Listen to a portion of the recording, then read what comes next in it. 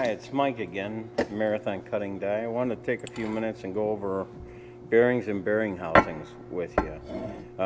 We see a lot of knives lately coming in that have rust on them, side knives, cut-off knives, on the bearings themselves. And if there's rust on the bearings, that means your bearing housings are letting air, they're not tight when you tighten them.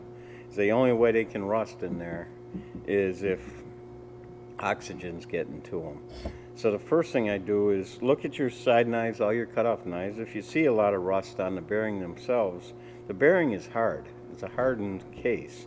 So to get rust on them is tough to do. But if you see it, go start looking at your bearing blocks, your bearing housings. And the first thing I do is I just check the bottom, make sure that they're clean, no burrs, no chips stuck underneath them. And then check your bores for visual damage. You can't tell if they're round. If you send them to us, I'll put them in one of our machines. I can tell you how round they are.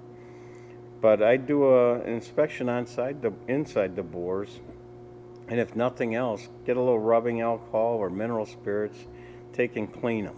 You know, there's buildup of gunk, paper dust, glue, whatever, and get that all out of there. Make them like new if you can.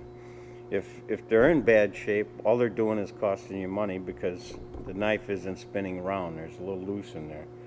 If you have any questions, give us a call. One thing you can do is you can send them to us if they are bad, and I can rework them for you. I can move them down about 5 thousandths, rebore them, pick it up, I'll put them in my newest machine. That machine holds microns.